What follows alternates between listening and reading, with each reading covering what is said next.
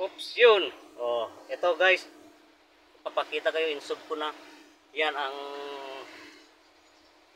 makikita yung hanggat natapos.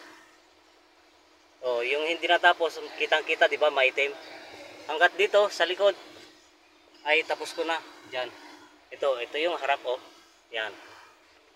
Ito, ganun lang ang proseso. Huwag niyo cross pag magpunas kayo, ganun lang. One way lang.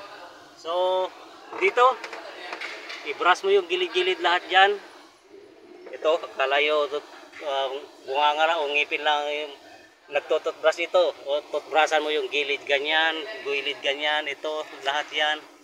Ganyan, itutbrush mo para makuha diyan. Pero malaking brush, hindi mo makukuha yan. Yan oh, ganyan. Toothbrush mo lahat yan, gilid-gilid na yan. Parang hindi, parang pumantay ba na puti lahat. Ganyan. Tapos, ito. Seatbelt, huwag yung kalimutan na isama.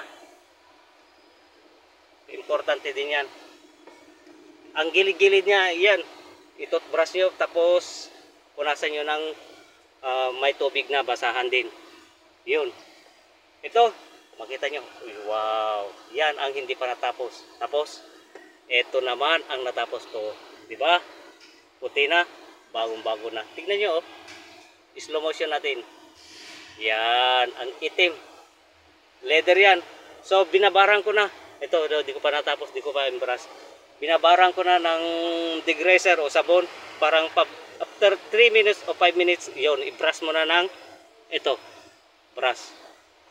Pero wag yung lahati na may mga leather na malambot o hindi original, yung mga local, pagka i-brush mo ganyan masisira.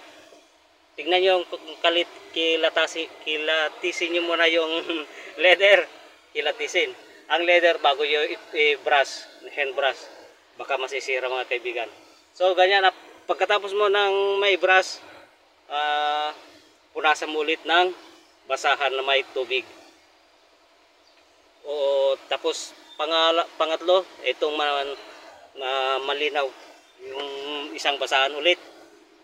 Parang mawala yung sabon ng gusto. Oh, yan, kita nyo. So ganun lang ang ginagawa ko dito sa detailing, interior detailing. Kisame, magmula sa kisame pababa sa mga seatbelt, sa mga gilid-gilid, ganyan. Bago mapunta dito sa mga upuan, dito sa gitna. Pagkatapos noon, ang bandang huli ko dito sa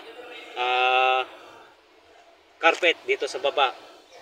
I-brush mo ng konti na may sabon bago mo punasan din. Kung kinakailangan, ipainit sa labas bago mo ipasok ulit, parang hindi mangamoy. Okay, so ganyan lang ang detailing sa interior detailing.